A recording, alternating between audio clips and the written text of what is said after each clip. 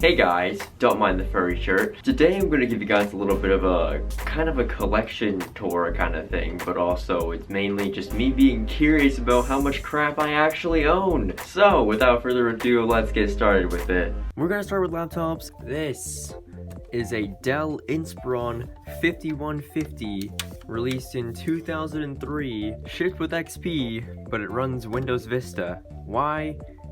I don't know, but it's a nice laptop. My grandfather gave it to me.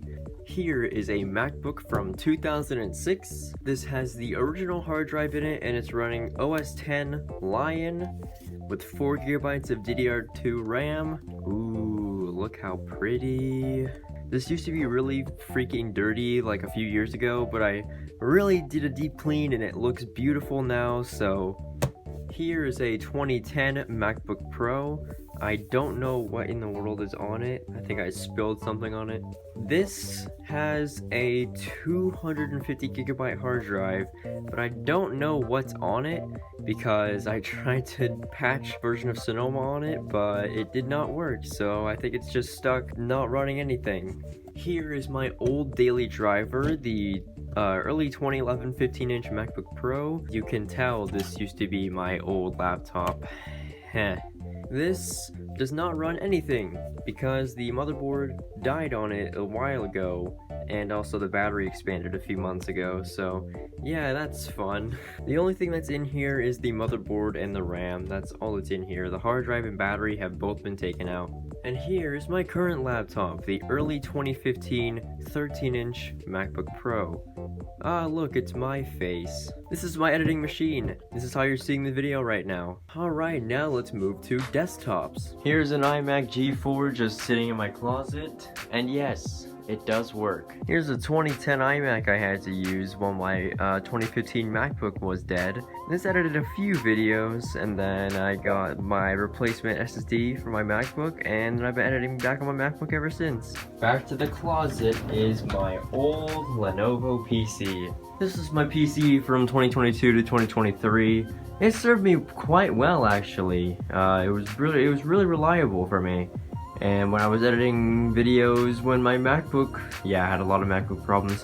When my old MacBook was dying, I used that PC to edit some videos, and it was actually pretty good. Now here we have some other Lenovo PC. This is my current computer.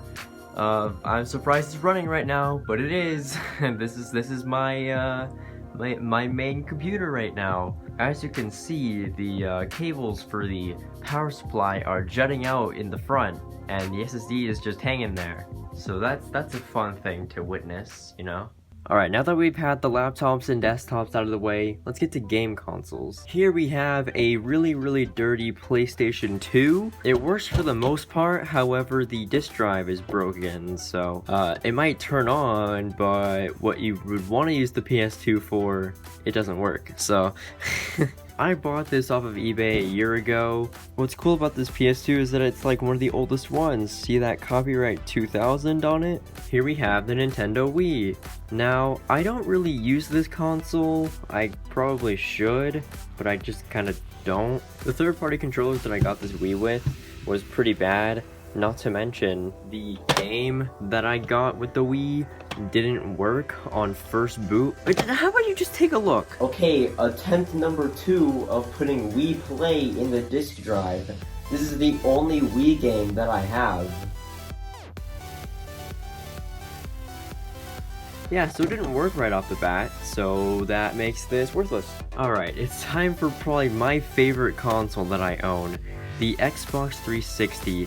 This console is literally my childhood, and I played this for years and years. We got this for Christmas in 2012, and I've been playing it so much. Yeah, we still have the sticker that says do not move console with disk and tray. How big is the hard drive? I'm actually quite curious. 320 gigabytes. Yeah. And last but not least, for the consoles, we have the Xbox One. This console used to turn on, however the power brick got struck with a power outage and shorted it out. So now I can't turn this on unless I get a new power cord, which I don't know when I'm gonna do that. I don't know if I'm gonna do that actually.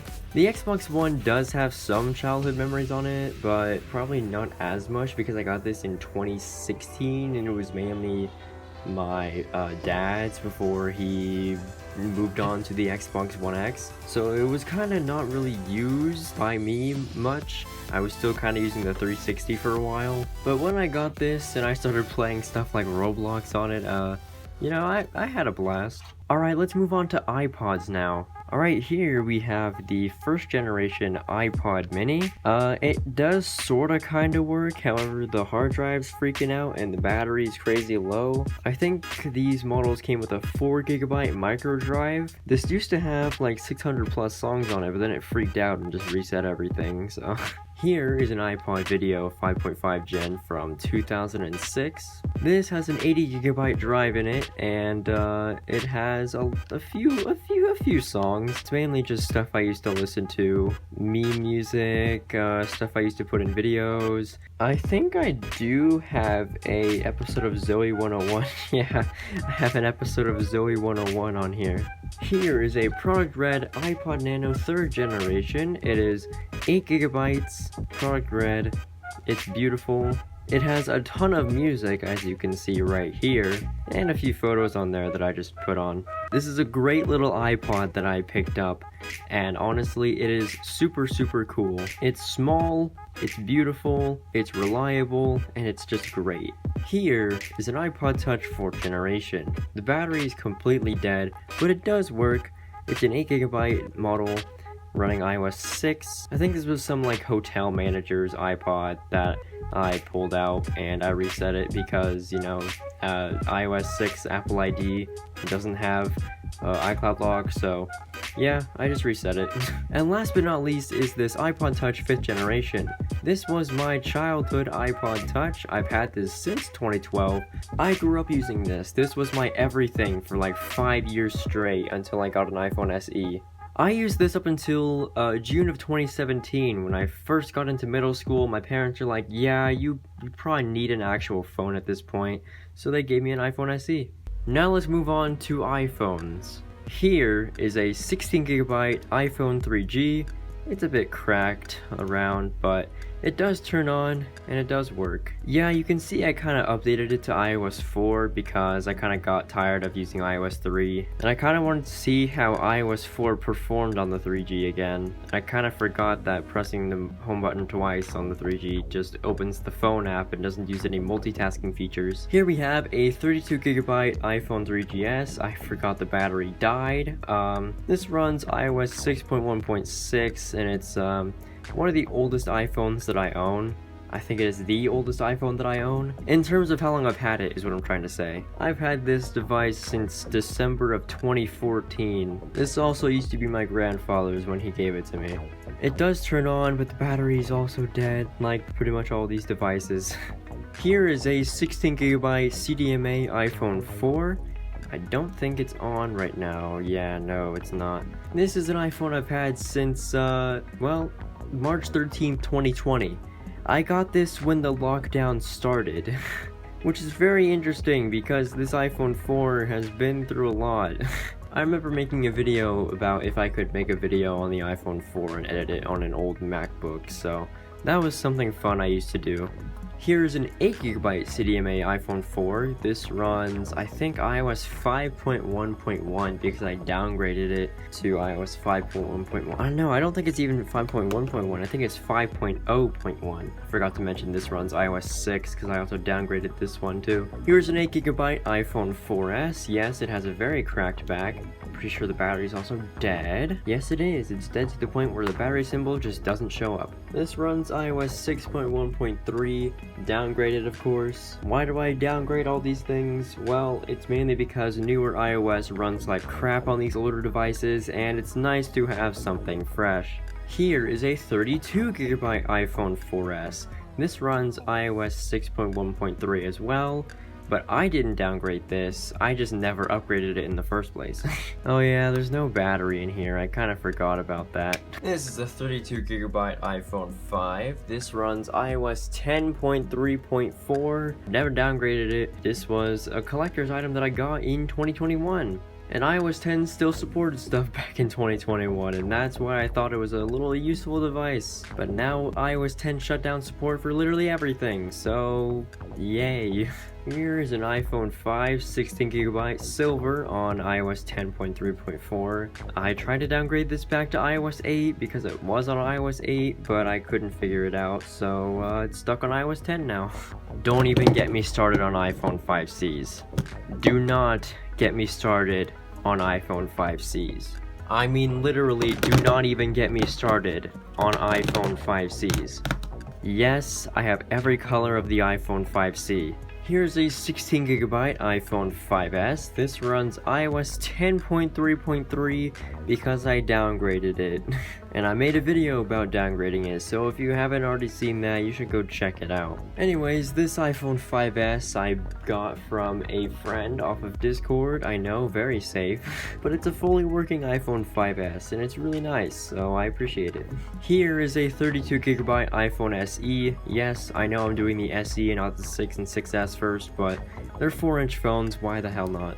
This was my old phone. This was the device I used from 2017 to 2019 before I got an iPhone XR. I recorded everything, I edited everything, and uploaded everything from my iPhone SE. Here is a 16GB iPhone SE I got from that iPhone 5C lot thing. The issue with this iPhone SE is that it's MDM locked on iOS 15, so I'm gonna have terrible luck trying to get that off. I had to switch cameras, the iPhone 6 was dying. But speaking of the iPhone 6, the iPhone 6. This is a 64GB iPhone 6 running iOS 12.5.7, I'm pretty sure. Yeah, this is actually my camera sometimes. The iPhone 6 is actually a pretty decent camera still, and I actually don't mind using it. Here's a 32GB iPhone 6S.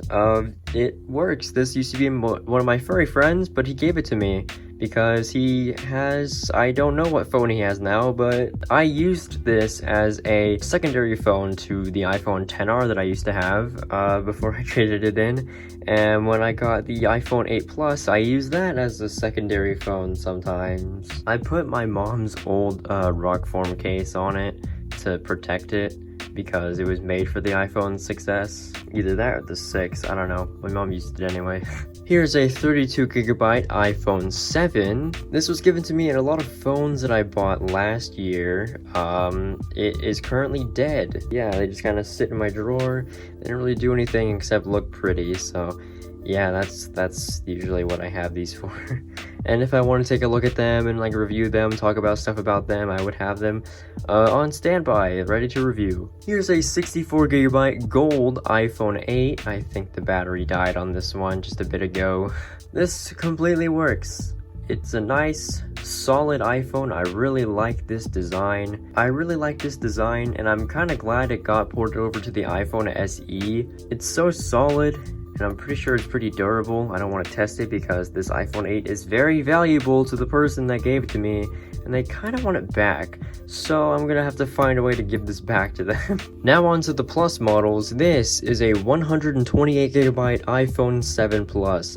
This was given to me also in that phone lot that I got last year.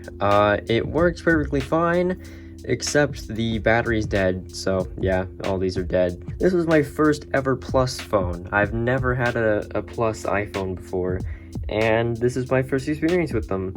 And it's actually really, really nice. It actually feels really nice in the hand. Here's a 256GB iPhone 8 Plus. This actually completely works. I use this as a camera sometimes. Yes, I switch cameras a lot. This person says I'm criminally underrated, which I appreciate it. I helped them save so much tech. Wow, that's actually really cool. Alright, I'm doing handheld mode for this one. This is an iPhone XR. This is what I recorded that last clip with. Yeah, it's a solid phone. It works pretty good. iOS 18 is kind of killing it though. I might make a video on how iOS 18 is kind of killing it, but that'll be for a later day. Other than that, it's a pretty solid device and pretty good camera.